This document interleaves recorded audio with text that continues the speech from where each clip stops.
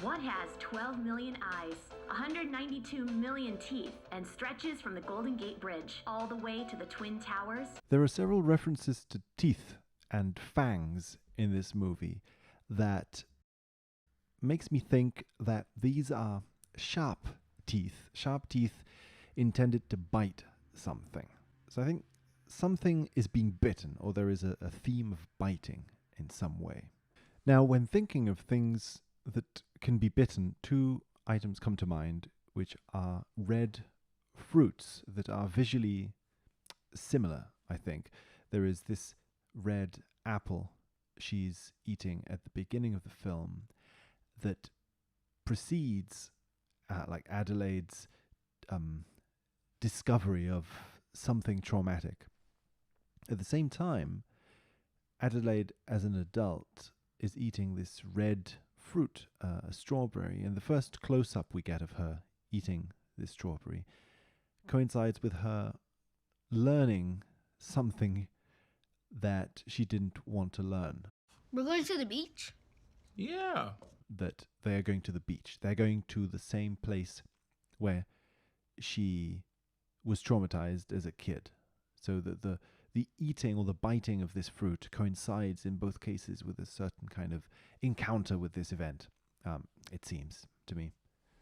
Now, of course, the color red is important in this film because, well, it's the name of Adelaide's sort of alter ego, and it is the color of the tethered's clothes, it's the color of blood, and I think that it is also the color of fire that's somehow important in this film.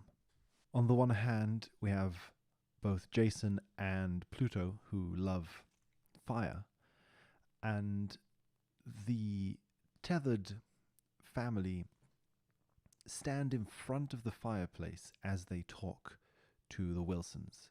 So it seems as if they are dressed in red and kind of standing around the fire, illuminating the Wilsons as they watch them.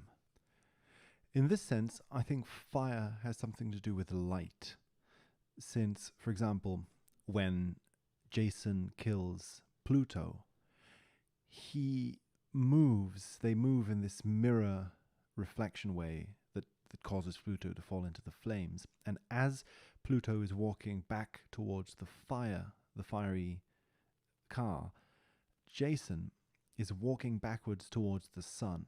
The sun completely sort of radiates his head, as if that's kind of the fire that's radiating from him. A few sort of visual things in this movie, I think, suggest this. For example, Jason's picture of the man he sees in the beach also has them both kind of illuminated with the sun behind them. As the tethered are first introduced, they are also sort of illuminated from behind by a shining light that makes them into shadows. The light sort of casts them as shadows. And even Adelaide has a sun shining behind her as she plays with the fake seaside in her room. That picture Jason draws is very similar also to the kind of encounter that Adelaide has in the mirror hall, right? Because she sees the back of someone's head and recognizes her reflection in that.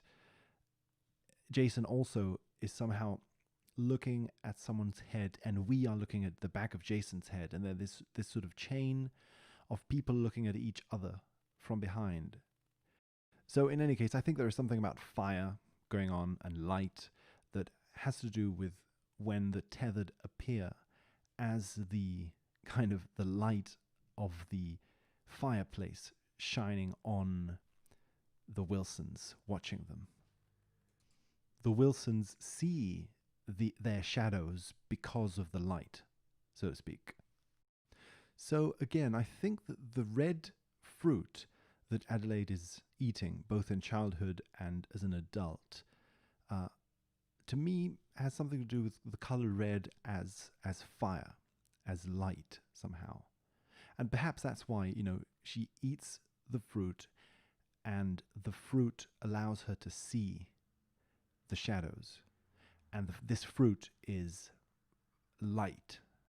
Now, since this movie has direct references to the Bible, I can't help think of the fruit as the fruit of knowledge of good and evil, which I think is what Adelaide is eating.